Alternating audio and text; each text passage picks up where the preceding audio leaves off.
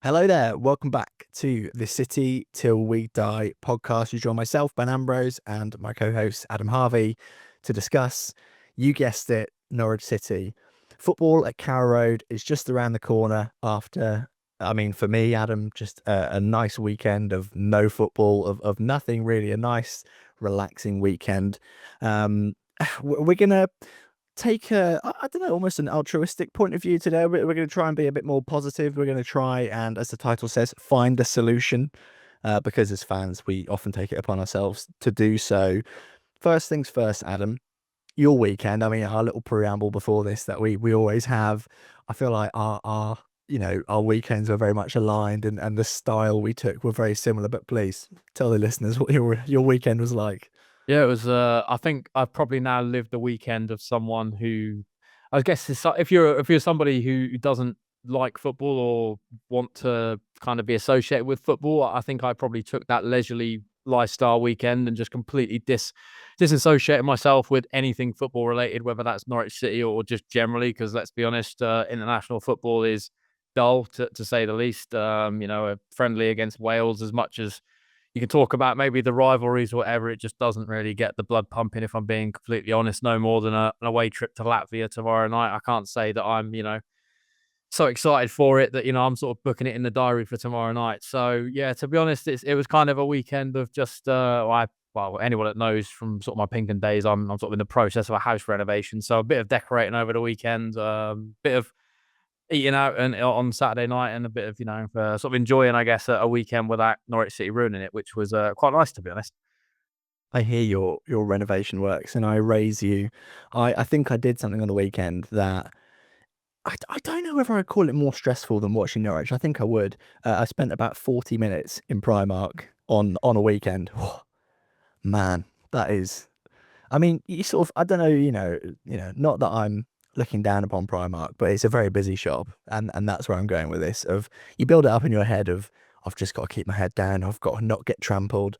I've just got to follow who I'm with, and just pray that I make it out in one piece. And man, it very much was the case. And yeah, made it out alive. And in the forefront of my mind was I've got to make it out of here alive so I can sit and preview Norwich City with your good self. But yeah, our weekends were blissfully just peaceful, which is not something we want to get used to, because guess what? We still love Norwich City, and we are going to be positive, and to be negative for a second, but not about Norwich, about England. When Craig Bellamy sat down for his post-match press conference and described, what was he? Described the game as, I want to see where we are.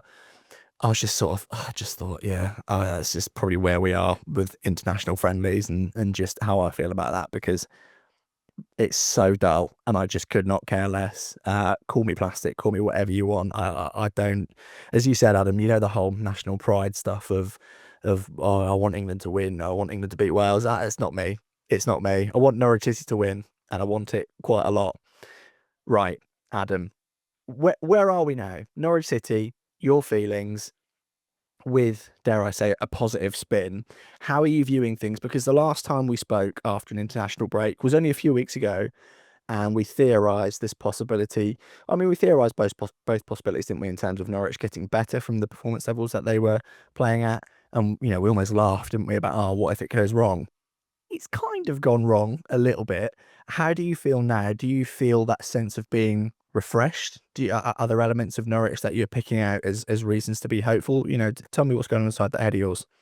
Yeah, I think, but when you kind of roll it around and we kind of get to Friday, the excitement of Norwich being back at home on Saturday afternoon, I think will hit me again. And, that kind of almost social element that the football brings. And for me, obviously, it's kind of been, as much as the football's been bad, I've enjoyed kind of going back to Carra Road and sort of before games, after games, seeing friends and family, and kind of almost having that sort of, I guess, sort of post-match meeting in the pub where, you kind of dissect all the little details of the game, and those emotions sort of straight after the final whistle are heightened a lot more than maybe they are when we try to obviously be a little bit more level-headed come a Monday or Tuesday when we record these podcasts. So, yeah, I'm trying to be positive, because I think, there was a few upwards signs in some of the performances in those more recent games. All right, the results weren't there, and, there's still a lot of question marks, and we dissected all that in the most recent podcast. But I think there's still reason to be hopeful. And let's be honest, Norwich are going to have to win a home game at some point, or they're going to have to put in a positive performance that at least gets some form of result. And I think Saturday is obviously an intriguing one for all the extra context and story that's wrapped around it, with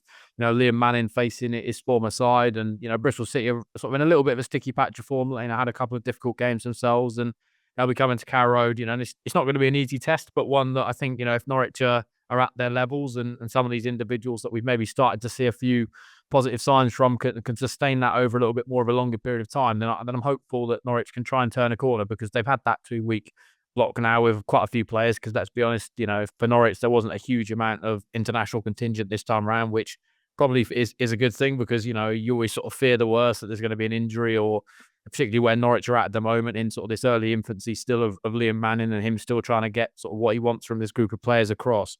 I think having them on that training pitch for 2 weeks, and kind of being able to drill a lot of those details in, and maybe review a lot of what's gone wrong in these more recent games, and maybe what's positive and how to build on that, then yeah, you've got to be hopeful, I think, heading into Saturday. And yeah, fingers crossed that Norwich can try and turn the corner, because it's a big week, 3-game week, and we know what the Championship's like. If you can have a really positive 3-game week, then you can rise up the table pretty quickly. Yeah, it's always the theme, isn't it, of Championship, and the style of the league, and the competitiveness. Because, I mean, the greatest example for me, as of late, is you look at Frank Lampard and Coventry, and the state that he picked them up in, which I don't think is a true reflection of where Mark Robins took them. But he picked them up in, what was it, 17th, 18th in the league, something like that. And he's turned them into this formidable opposition, which somehow we scraped a point against. Um, but it really is. I don't want to say it's easy, because it's not, but I do genuinely believe it's the Championship is quite simple. It's just execution. That I don't want to be naive here. There are two, they're two very different things in terms of the plan and execution. But it feels like the opportunity is almost always presenting itself for you to just make it right, especially with how we're going into the Christmas period, aren't we? Fairly soon, and the idea that the games will come thick and fast, and the way Norwich have been in terms of those Saturday results, you almost want that midweek game to get that chance to put things right straight away. The players always say it, don't they, after the game? But speaking of the last two games, I feel like 75% of the last two games combined, Norwich have actually looked much improved from, I don't know, the 3 or 4 games prior. I mean, for the whole season, really, which I said it on the last pod. My feeling, I want to compare, what games do I want to compare? Say Coventry and West Brom. All right, okay, a draw and a loss. But the way I felt after Coventry was, oh, wow, that was a pretty decent point.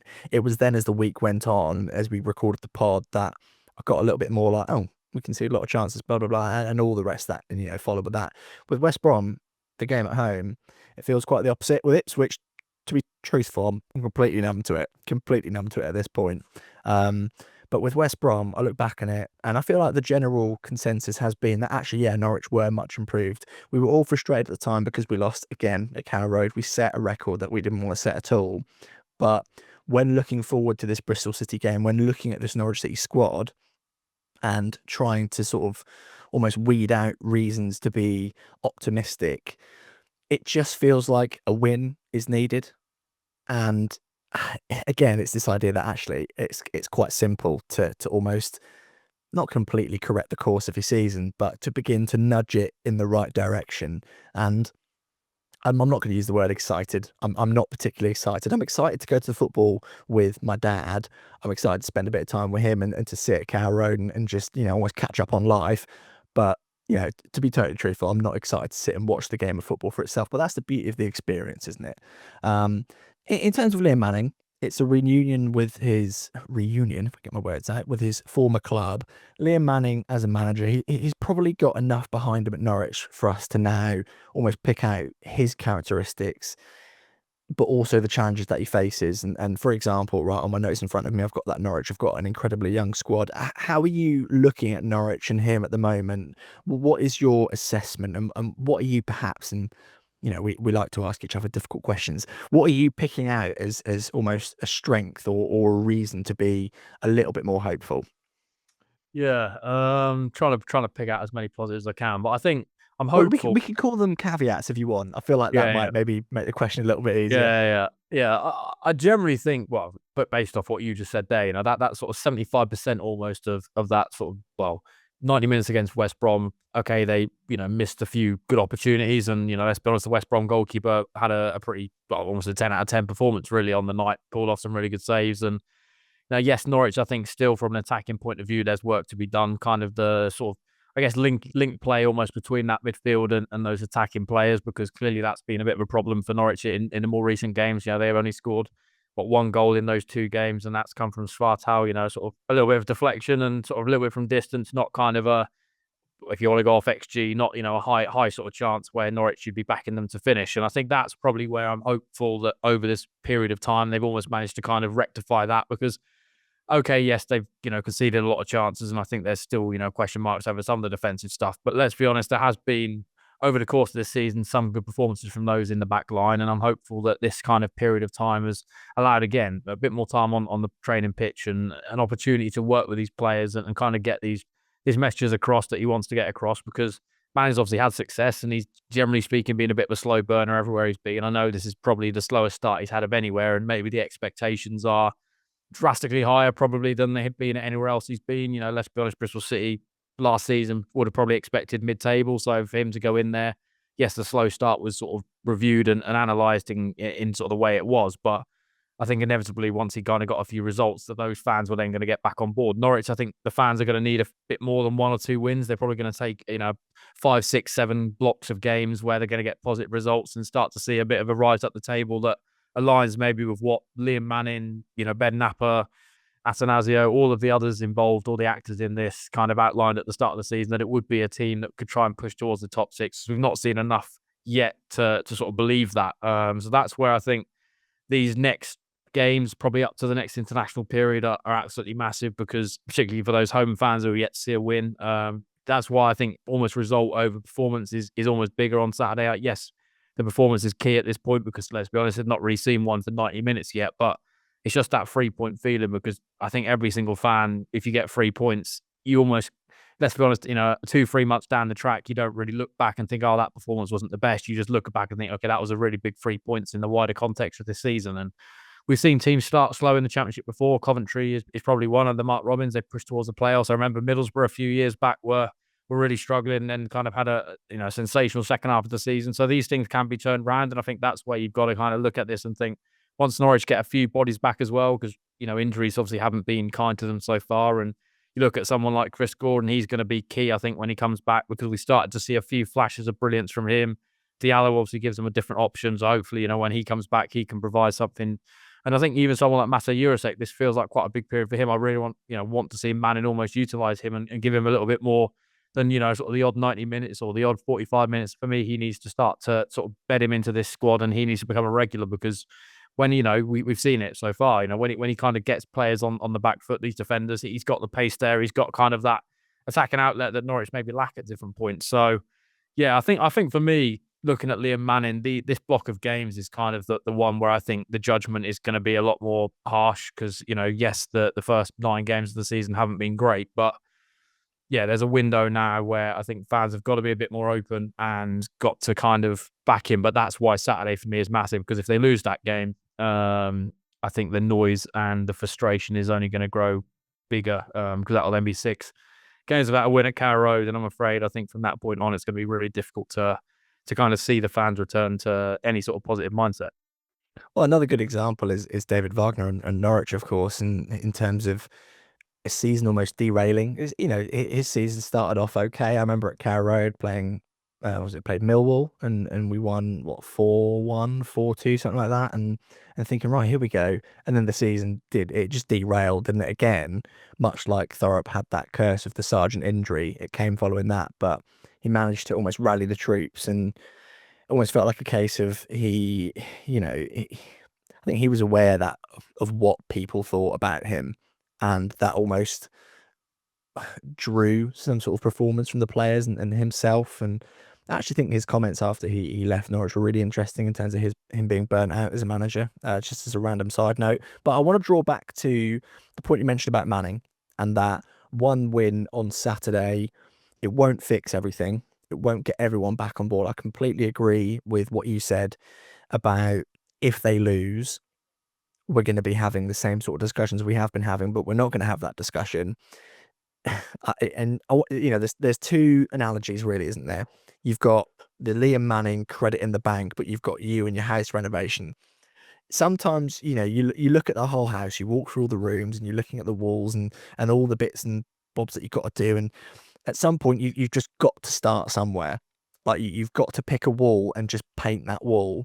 Norwich City need to do that by winning a game of football. And as Liam Manning is really fixated on this credit in the bank scenario, that is how you. I don't know what a credit is. I don't know how many of those he needs to then almost cash in just another week. I don't know how it all looks, but a win at Carra Road is certainly a good way to go. I don't even think it has to be a pretty win, because Norwich are in a position now where they are sleepwalking into something a lot more, I don't know, a lot more difficult to come back from. It really feels, and sleepwalking is the key word there. I'm a little bit worried, but in the name of trying to be positive, looking at Saturday, if they can just win and show a little bit of urgency and score some goals, for goodness sake. If they can just do something like that, it feels like we can then, it works from all angles, isn't it? You've got the players and their confidence. You've got Liam Manning and his tactics. You've got the media and their output. You've got the fans and their confidence. And it really feels like a win could just push them in a positive direction, which, for the record, it's not impossible. I don't want to talk about a win as if it's this mythical thing at Carra Road that we've never seen and we will never see. It's a game of football. We can talk about it, we can speculate, we can analyse, we can dissect. It's a game of football at the end of the day. And on the day, we're just going to be crossing our fingers that Norwich do win. Now, our talking point. I kind of wanted to do an ideal 11, but maybe we can flirt with the idea. Maybe we can work our way there. But what I do want to pick out is the quality in Norwich's squad. And I want to start with personnel. I've got 4 names in front of me. 5 names in front of me because I can't read. I've got Pelle Mattson. Looks pretty decent. Harry Darling. Again, pretty decent. Big Vlad. Sarge. And whilst you were speaking, I added Jack Stacey to that list, because the way I got there was when thinking of my 11, it feels like last season that Fisher would have been just nailed on for that right back position. But looking at the context of Norwich and Liam Manning, but also performance this year, I feel like Jack Stacey has shown his qualities. It's not a surprise. The way he's playing, it's not exactly like he's just changed his style and we're like, oh, wow, there's a player here. He's just having the opportunity to do what he's good at more. Defensively, if we judge fullbacks on defensive ability in this era of football, I think we'd hate every fullback going, because it's not the way the fullback is coded these days. And both sides of the game as a fullback is an art form to be respected, but it's more so about how fast can you get forward and how many crosses can you put in. In terms of that squad, Adam, who are you picking out, and perhaps how should Norwich City be playing with and around that type of player? Yeah, for me, I think someone that's got to come back into this team that maybe is not even there, who you've just mentioned, is Jacob Wright. You kind of look at that. I think I mentioned it on the last podcast, the statistics are there. He's created the most opportunities for Norwich in the midfield. And I think he's been, on the whole, bit disappointing probably in those first couple of games of the season. But again, it's kind of that momentum thing, and players been able to settle into a team. Again, different setup, different personnel, different players. It's going to take him a little bit of time to get up to speed, because let's be honest, if we'd have judged Jacob Wright after those first couple of games that he played in a Norwich shirt, he'd have never played again. But he kind of was that slow burner a little bit, and he sort of built himself into the season and got to grips with men's professional football, which he obviously hadn't played prior to coming to Norwich, apart from the odd appearance off the bench for Manchester City. So for me, he's probably a key player that, it's kind of how do we build around him, because he's obviously been used to playing in a sort of midfield three, and that's kind of where his strengths lie. And how can Norwich maybe utilise him if Man is not going to change the system, which, okay, he's tinkered with it a little bit in recent games. We've seen maybe different looks and a sort of different, sort of appearance, I guess, to this Norwich City side. How can he maybe sort of crowbar him into this team and get the best out of him? Because I think when we see the best of Jacob Wright, I think Norwich actually tick a lot better, because he is that metronome in the midfield who gets things moving forward. He can take the ball from the defence and,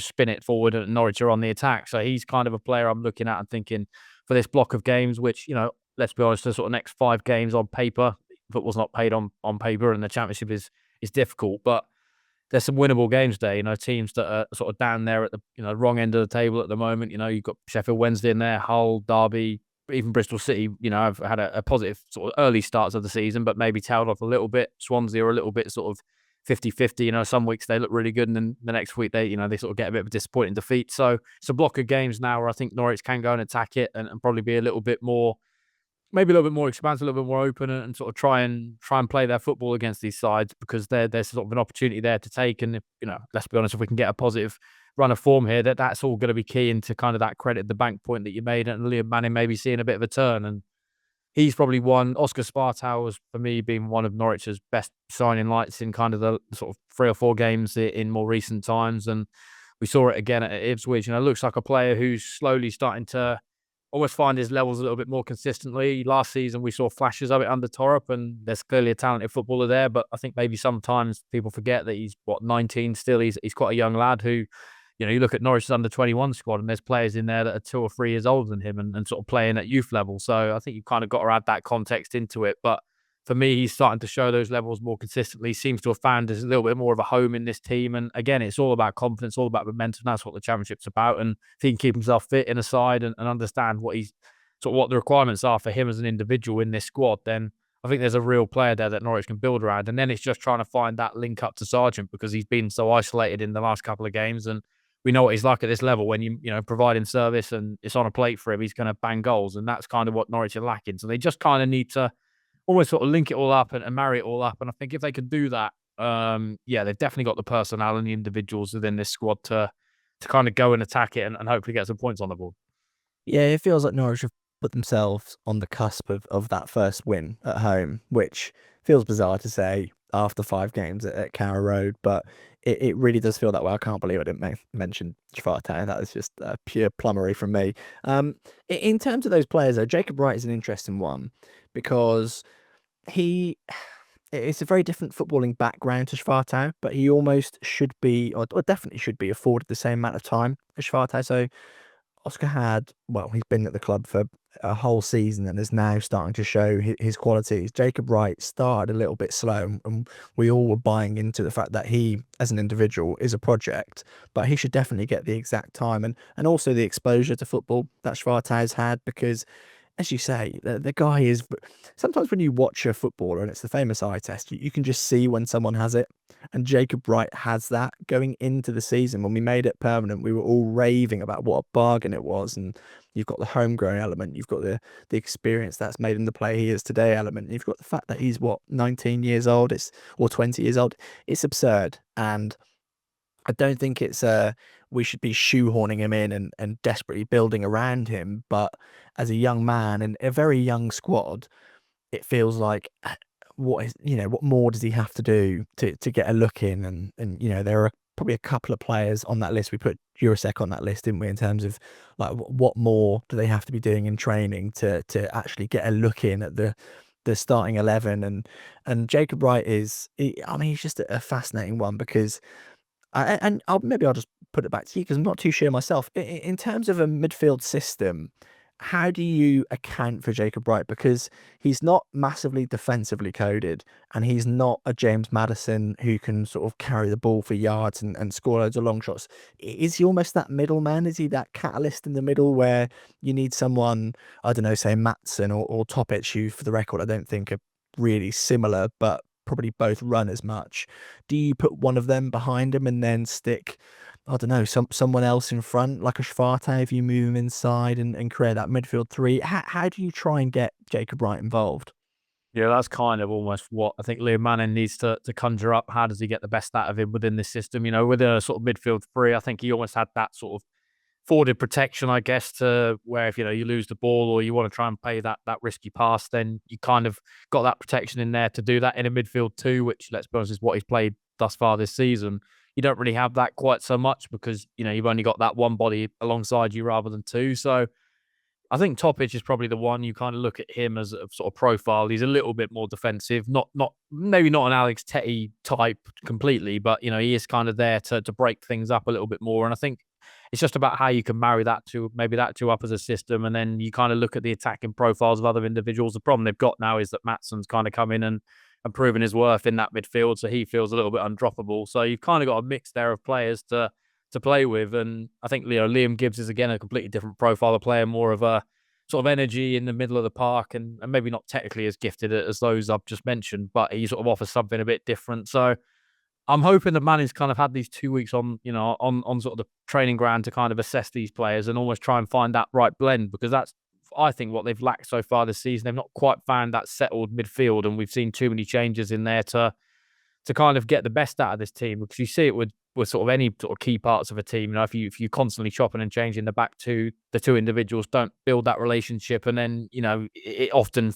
Well, I think teams that are more successful, generally speaking, have a fairly settled lineup of players that 9 times out of 10 every week that they're going to be the players playing unless there's an injury. And Norwich don't really have that at the moment. It feels like they're chopping and changing too much. So yeah, I think now that they've got a few options coming back as well, Mahovo as an option at left back, a natural left back as well. I think he's now got to try and find that formula and that midfield that's going to play kind of this block of games, providing there's no injuries. And yeah, for me, I think you've kind of got to look at Topic and Wright as the two, but then as I say, Mattson, where do you fit him in? So it's difficult. It feels like it's a really difficult sort of formula, because Norwich do have good players in there. That unfortunately they've not all consistently hit their levels yet this season. Not on a sort of game by game basis. We've seen flashes of all of them that have been great. Topic for me, the first 2 or 3 games, I thought, oh yeah, there's a real good player here. But then Mattson's kind of come in and kind of almost stole that a little bit. And you think, okay, these two players, Norwich scouted them, both in sort of a lot of detail, and maybe Mattson was the one they wanted, didn't want to pay the money, and then they go get Topic, who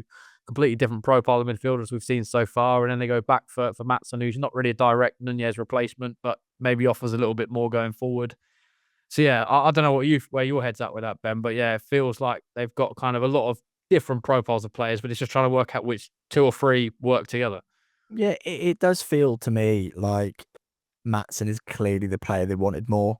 Um, as you mentioned there, the profile of the player and perhaps how Norwich scouted them, and we can't speak, with facts on this. We can't say for certainty, but it almost does make me raise my eyebrows of, will we looking at these two as similar players? Because very clearly they're not. They really aren't. Not that they're a million miles away, but Mattson for me, I have really enjoyed so far, and I don't think he's anywhere near his peak at Norwich City, which is one obvious because of how many games he played, 3 or 4, but also just the fact that he's still, again, just really young. The fullbacks for me, a key. You mention, how do we unlock Sargent? It feels like with Mahovo back and perhaps Stacey or Fisher, but Stacey for me at the moment, providing that natural width and that ability to bomb forward with a fullback on the other side who can actually handle being at left back, because Fisher has been terrible there. Cordoba has been terrible there. Whoever you want to stick there. I mean, Crescene was okay there. But with Mahovo back, it feels like you've got two legitimate options either side of the centre backs to go forward, but also having your shape as a team, it feels like it will make the horseshoe football a little bit more fruitful, because you've got two fullbacks who are well educated on their side of the pitch and almost hopefully will know the runs to make. And then it's a question of, right, well, what do you do either side of Sargent? Do you have Sienats on the right cutting in? Do you persist with that? Do you just try and improve him as an individual with that final ball? Because I'll live and die by the fact that I think Sienats is a good footballer, and he does some really good things, and he, with the ball at his feet, looks really talented. But it's that final decision of, what do I do with the ball? Who do I give it to? When should I shoot? Not should I shoot in the game? Because yes, you should, but when? Like, you've got to pick your moments, haven't you? And maybe I feel like that's why Manning was chosen after Thorpe, because Thorpe was very clearly like, I want to go for the high XG chances, whereas sometimes you have just got to pull the trigger. Which for the record, the team did under Thorpe and scored some very impressive goals. But then you look at the left-hand side, and with Diallo out, you then think, right, well, what do we do over there? It's almost a different problem to solve. But again, we aren't football managers, so we won't. I mean, we probably can't really try and theorize on that. But yeah, it almost circles back to that point, doesn't it? Where I wonder whether it's the general consensus of Norwich City fans, but the squad there is far more capable than the performances and especially results that it's been yielding, because it costs a lot of money as well. And we've made the points, haven't we, that it was assembled not, you know, not thoughtlessly. That feels quite harsh to say, but it was, the actual assembly of it was a little bit muddled, maybe a little bit confused, and perhaps, that small sample, that small example, sorry, of Mattson versus Topic, perhaps sort of indicates the maybe the confusion or the problem they felt they needed to solve. But that squad is just so much more capable of just better football. Not just better football, but winning games of football, scoring goals. We've seen they want to do it. Do you reckon that's a general consensus? Am I just talking out my backside here? No, I think so. I mean, for me, it was quite a muddled transfer window. Generally, you kind of look at it, and there was a lot of maybe signings that I would associate with Torre, maybe more than the Liam Manning in terms of their profiles of individuals. And yes, there was more, Manning type players. Let's be honest. He's worked with Harry Darling. He understands, exactly what's expected from him, and clearly he's been a good signing and the sort of player that I don't know whether Torre would have gone for. There's clearly players in that core group. I think Vlad probably more of a Torre goalkeeper in terms of kind of the risk taking and what he tries to sort of do with the ball at his feet, maybe more so than a Liam Manning team, which at the moment feels, not as sort of heavy on possession. It's a lot more sort of pragmatic as we'd expect with Liam Manning, and he's obviously adapted the way they're trying to play. And I think that is the problem. You've got some players within this core group of players which have had a kind of a year under Torp and trying to play a certain way, and it's that kind of mentality shift of going to something that's different, and the expectations are different, and sort of styles very different, and it's going to take a little bit of time. And we've obviously dissected maybe the sort of Liam Manning kind of I guess when Ben Napper appointed him, did he almost go away from what he wanted, and what he sort of said when he arrived, the sort of football that he wanted to see, and it doesn't feel maybe like that all aligns. And for me, that whole transfer window was a little bit confused, and that's why I think it's going to take a little bit of time to kind of get to the situation where all these sort of players are settled and understand what's expected of them, and maybe Manning's kind of been able to, I guess, mold them a little bit more into what he wants and the expectations. So I think I think time's still got to be afforded, as much as it's difficult, and we all want results here and now, and everything within life really these days is all about kind of seeing things and instant results. But as you mentioned a little bit about my sort of house situation, it's going to take a little bit of time. I think once we get the win, hopefully on Saturday, and maybe some of these players starts to sort of show those performance levels that they're clearly capable of doing, then hopefully a few of the fans will start to turn, and we can be a bit more positive moving forward. So, Adam, moving on, Bristol City at home, what we are describing as an opportunity for Norwich to win, for Liam Manning to get some of that credit in the bank that he so desperately wants and needs. How are you, before we get into perhaps more the specifics of Bristol City and what they look like as an opposition, how do you feel about going to Carra Road to watch Norwich City play again? Yeah, as you sort of said, not like buzzing off the walls, and I'm sort of not sitting here today really excited, but I think it's one of them where I'm viewing it.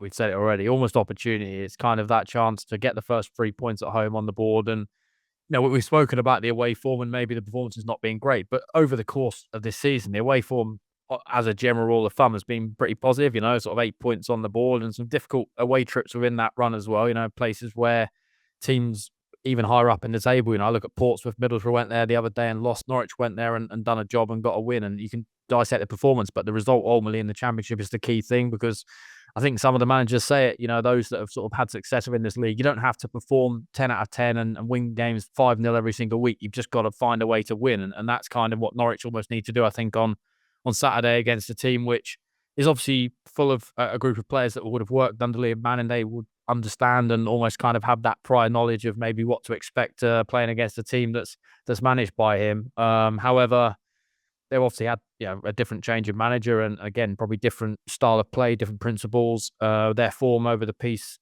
generally speaking, in more recent times hasn't been as good. I think it's only 2 points from the last 4 games, and they're probably coming to Norwich thinking we need to get a win as well. So it's going to be an intriguing game. I think the atmosphere is going to be interesting as well, because obviously it's kind of the first game at home since all the news that we talked about in terms of the moving of fans and the sort of stadium upgrades that obviously, generally speaking, I think haven't gone down overly well. So I'm intrigued to see what the atmosphere is like. And, we again, the West Brom game was the most recent home game. The attendance was a lot poorer maybe than we've seen it in recent times. But a Saturday game, a long period of time without a lot of these Norwich fans seeing a game with the international break and, obviously the most recent game being an away game.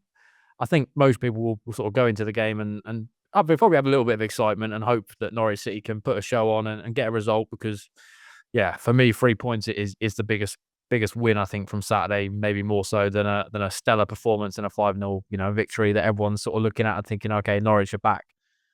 For as much as we want the game to go well and we need the result, and yeah, for as much as we all want to call for togetherness and unity and this idea that we can all just get behind the team and cheer them on, that's not the way it's going to go. It's going to be on a knife's edge, and it can go one way or the other. And the law of probability dictates one way, but our fingers are crossed for it to not go that way. So we've got Liam Manning against his old team, as you mentioned. They sit 10th in the table, 3 wins, 4 draws, and 2 losses. They are under the leadership of Gerhard Struber, or Struber. Struber, yeah, Struber. Struber. That's an immense typo already. He was most recently at Cologne, and bizarrely, I was doing my research into this. Sacked on the brink of promotion for them, and I tried to read into it. Very odd. So he had Cologne first, or he had them in the automatic spots with 2 games to go, but in the club's words, after a poor spell of form, got the chop. Which, I mean, football's a funny game, and that's not the first time that sort of thing has happened. I think of Mourinho before a cup final for Spurs most recently, and I'm sure it won't be the last time. His assistant, a very familiar face around these parts, Craig Fleming, joined with him in July this year, which I literally didn't have a clue about until I read it. So that's, again, that's very interesting because of who he has previously been associated with. So Hasenhüttl and the style of football that he played at his peak at Southampton and perhaps tried to with Wolfsburg, and also with Struber, kept Barnes in the Championship, was there for 11 months, which when he departed, and again, this is a statement that I found, when he departed, the Barnsley board were very disappointed that he left for New York Red Bulls, and clearly did a decent job there in this division. So it's not like he's a complete stranger at all to not just the Championship, but a dogfight in the Championship. And when you think of Struber, you think of, it's the classic, isn't it? It's the vertical football. It's the high intensity. It's the how can we outrun you? How can we score loads of goals? Perhaps not the most defensively considerate football, which shows in the stats. Again, we know football's not all stats, and I feel like we'll just say that for the rest of time, but it makes for interesting reading. Bristol City's expected goals against is worse than Norwich's, which is impressive because it's something that we've used as a stick to beat Norwich with. And this idea that Norwich could, perhaps even should, take advantage of a team who are as defensively unreliable as them. I mean, the opportunity is right there for Norwich City to score some goals, and the only injury news we have at the moment ahead of the game is the potential exclusion of Jose Cordoba, which I feel like maybe I'd have dropped him anyway, to be honest with you, Adam. But everything I've just said, how does that influence what you feel? Do you almost feel the sense of, it's not about Bristol City, it's just about Norwich? You could put anyone from this division in front of them. You look at the high flying teams, you could rip Coventry, and I know we won't face them for a while, but you could rip Coventry away from their home, bring them to Carra Road, and you'd still not expect, but you'd still feel like a win is what they need to start turning this around. Does it feel like the emphasis is more on Norwich City? I think so, yeah. Every manager, generally speaking, in their sort of pre-match press will say, it's not really about the opposition and what they're trying to do. It's about us and finding those levels and, on a Saturday, going out there and performing to the highest standard. I think that's what Norwich have got to focus on this week. Yes, okay, as I mentioned previously, that Bristol City camp are probably going to have that sort of extra fire in the belly, I guess, to kind of always get a result and get one over their previous manager, because a lot of that core group of players are the same as the ones that Liam Manning worked with last year. But by the same token, Liam Manning's almost, kind of in the other side of the camp, and he's going to want to try and get a result against a team who he left in the summer. And, clearly it's not worked out so far for him to move to Norwich for various reasons. We've dissected a lot of it, and we don't need to go over that ground again. But I think there's no more bigger motivation needed for any of these players within this group of, that Norwich have at the moment, or Liam Manning, or anybody really associated with Norwich, than just getting a win on Saturday afternoon. Doesn't matter who it is, or sort of anything else. I think it's just trying to get that positive momentum, because let's be honest, that's what the championship's about. It's about momentum. It's about winning games and just churning out results. And if Norwich can, find a run of form, I think everyone's mindset around the football club will change. And I think maybe the performances and everything else we've had to dissect in so much detail in recent games will kind of go out the window, because Norwich will be winning games. That sort of positive feeling around the city, the stadium, that sort of feeling you mentioned about being on edge will kind of start to slowly eradicate, and people will sort of go to Carra Road again feeling infused, I guess, and kind of wanting to see their team win. And that's what it's all about ultimately. So that's why for me, yeah, Saturday is maybe less about Bristol City and what they're going to do. It's about Norwich going out there, imposing themselves. They're at home as well, going to have probably a 25,000 plus backing. They always need to use that to their own advantage, get the result, and then hopefully things can start to turn for the best. It feels like it'd certainly be a weight lifted off the shoulders of basically everyone, as you say, associated with Norwich. And I mean, there is so much pressure mounting that it's not something you can avoid or look past at this point. It really is just there, and it's not going anywhere. And the only way it can be addressed, as we keep saying, is with a win. Now, previously, as mentioned earlier, it's almost been about performance for us, and you want to see a Norwich City team dominate and score goals. But I think we're at a point now of we have to be realistic. It's not 100% what we're going to see. We just need to see some goals. And, when looking at Saturday and what I want to see, but I want to see Mahovo start. That's the first thing. But I want to see both fullbacks taking it in turns to get up the pitch. I want to see if, I don't know, for example, Sienats or Eurostek's going to be starting on the right-hand side. I want to see them cutting inside and showing some flair and giving Sargent the opportunities, through the centre backs. And if it's not that, it's Jack Stacey getting to the byline and cutting one back for Sargent. That's what I want to see. I want to see Jacob Wright on the ball, picking out.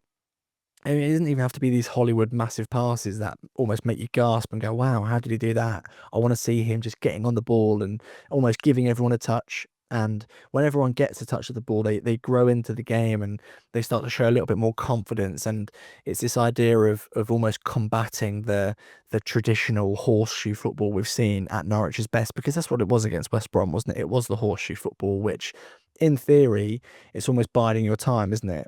Whereas we haven't quite seen the practice of, okay, well, right, we've bided our time. Now what do we do with the ball? We need to see that. And it feels like Bristol City, a team who have conceded a lot of high quality chances, it feels like they are there to be put to the sword and for Norwich City to score some goals. And I feel like a big thing will be Josh Sargent breaking this recent goal drought. It feels bizarre to say, because if you have, I don't want to say a mediocre start, but if you have a mediocre start and you get a goal here and there, it's almost that consistent feeling of you never get too high, never too low. He's gone from best player in the division to he's not had a sniff.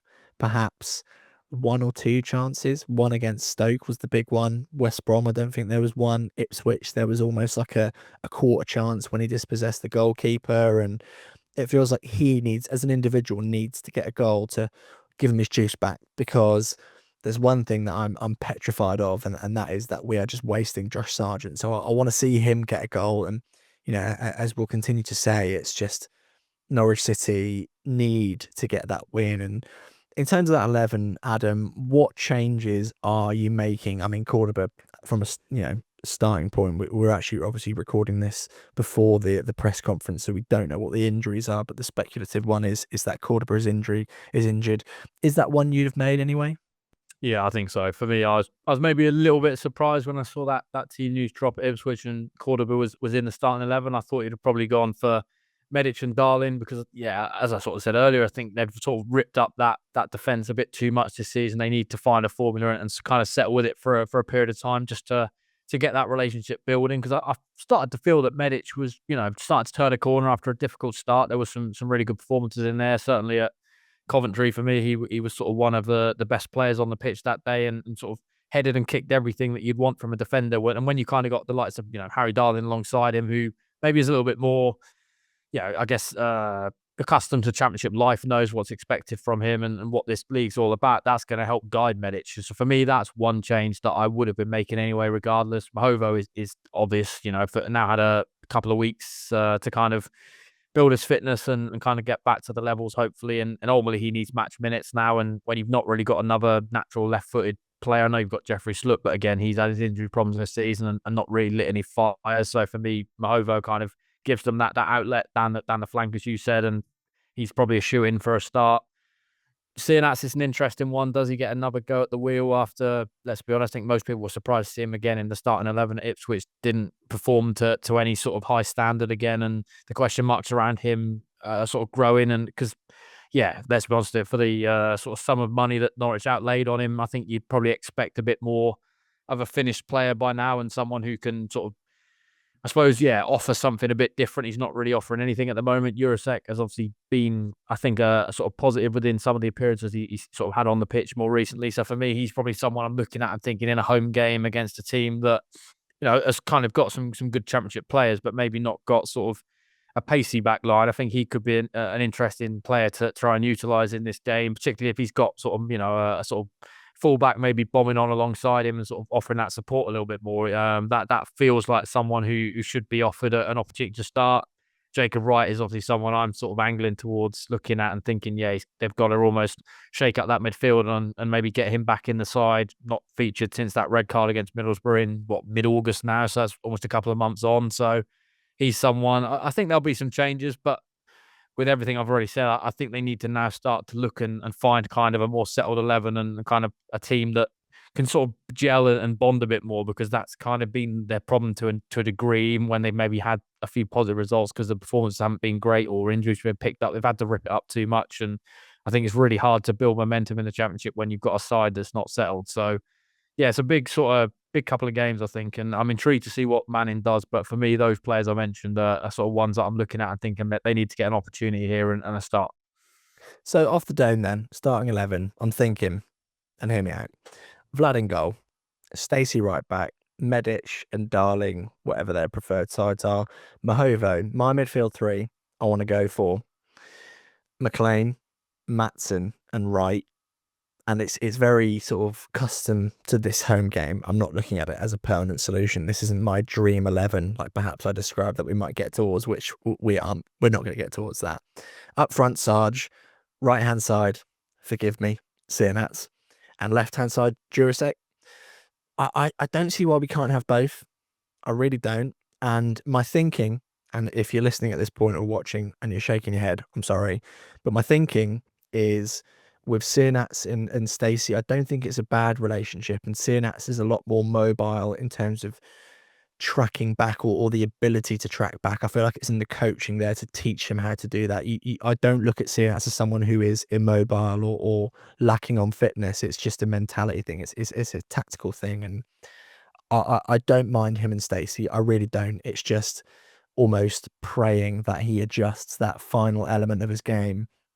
The midfield three for me is with Mattson, you almost give him that license to push forward a bit and say, right, go and do your fighting, but higher up the pitch. It's almost that Toppich away at Portman Road type role where you put him there to fight. But technically, I think Mattson is far superior from the small sample size that we have. And Jacob Wright will almost sit in the middle of him and McLean. And McLean loves to do this thing, doesn't he, when Norwich stretch the pitch of sitting between the centre backs. And I like it. And I like it when his passing is accurate, and I'm going to hope his passing is accurate, which is why I'm making that change. And I think as a three, that, and for me, it's not how I would describe my ideal midfield three. It's just what we have, and I want to make that clear. But I feel like that could work. And the defensive side of McLean's game, and bless him, as he gets a little bit older, his mobility will reduce, and against the injuries as well, isn't it? I just feel like that is probably the strongest three, and Mahovo and Jurasek. I trust Mahovo behind Jurasek more than, for example, I would Jack Stacey, because for as much as I've enjoyed watching Jack Stacey just bomb forward and almost try and win games himself, I don't think I want to, defensively rely on him. And I mean, if you then want to make the change or change the 11, during the game or whatever, stick Fisher behind Jurasek on the right, because Fisher is a bit more inverted. He's a little bit more, he's less bombed down the wing. He's a bit more considered. And yeah, I feel like that for me is where I sit on the starting 11. And again, the caveat is it's not what I go to bed at night dreaming of. It is just the best of the situation that Norwich find themselves in. Adam, on the spot, what do you think? I like it. Yeah, the only one I'm sort of thinking about is well, probably more for his performances and not being dropped off the back of it is probably Oscar Schwartau and how do you maybe try and crowbar him into that mix. But again, if you kind of want that natural width, he's not going to kind of. Well, we have seen it, to be fair, that he has kind of got that running ability and that he can sit players down, but he's not a winger. He's not going to sort of put chalk on the sort of laces and sort of run up and Can I down. just chuck Schwartau instead of Jurasek? Again, it's this is why I don't go off script. Honestly, that is it is honking, absolutely honking. But yeah, I think that is that's just awful from me. So yeah, it kind of depends what you want, I guess, from a player. But for me, he's going to be difficult to drop. I kind of like your midfield three. I think there's a bit more balance in that, and I like that a lot. I think Topic, I thought done okay in the role he was asked to do at Portman Road, but that's not really why I saw Norwich signing him to kind of play in that sort of more advanced of the two sitting behind him in the midfield. I don't really want to see that going forwards, and particularly in a home game where Norwich are going to have to be on the front foot and are expected to try and go and win the game. I don't think that's probably the sort of play you want to be seeing in that position. So I like the midfield three. I like the defence. Yes, it's kind of then how do you go alongside Sargent? Do you go with Schwartau one side? Does he go Jurasek the other? Does he go C? And that's probably just that right side where I'm kind of thinking to myself, trying to debate between and also in my head at this moment in time, which one would I go for? But I'll go Jurasek, and seeing that's off the bench is giving him a good option. And again, he's another player I look at and think he just needs to find a goal. I think if he gets a goal, we saw it last year. He struggled initially, kind of then had that burst around November where he got a goal, scored a few within a week, and he's a confidence player, I think. And once he kind of gets a few goals, finds his feet, and hopefully maybe the system suits him a little bit more. If he can kind of find a position that he can kind of make his own, then I think there's a player there definitely technically for all the reasons you said. Do you think you could see Schwartau in the 10? Like, for example, if we kept those wingers the same, and I'm not saying it's because I want to, and I'm sat here just totally embarrassed by missing Schwartau. Do you think that there's a place for him in that role behind Sargent? Because the qualities we've seen of him on the left so far are, I mean, it's the tenacity for a start, but also it's the technical ability to almost get between the fullback and the centre back, and he's clearly improved that element of running at someone and taking someone on, but I feel like there's less emphasis on it when you're in the 10 as opposed to as a winger. Because when you're a winger in the Championship, it's get your head down, get at your defender. As a number 10, you can almost retain that mobility, but not have to drive at players as much. And then perhaps, I don't know, for example, have Mattson and Wright behind him. And again, with Mattson's ability to, or Topic even, if you want to, I don't know, change it up for the sake of changing it up, as is the nature of guessing an 11. Do you see Schwartau potentially playing in that role, or is it almost like you're doing this well, get out there and just keep doing it? Yeah, it's difficult. I mean, you don't almost want to disrupt his performances or his form where he's kind of, now kind of had a period of time playing slightly out wide and sort of, he's starting to find the back of the net, which was a positive for him and performing generally speaking pretty well. I don't want to disrupt that too much, but I think there's a player there that can play in the 10. And I think when Norwich signed him, I kind of looked at his profile and thought, there's a player there who maybe Norwich for a long time and maybe lacked that sort of creative player in that number 10 role, probably since the days of, Wendy and Maddison. They kind of had Houlihan, they kind of had that conveyor belt going, and they haven't really had one for sort of a while now. And I looked at him and thought, if they can kind of build him up, and he's a young lad and it's going to take him a little bit of time, but there's a profile of a player there who's also got that sort of running capabilities, a little bit more energy, maybe in that sort of number 10 role, and that creative side to kind of find that link up, I think, with whoever the number 9 is, and this current form is Josh Sargent.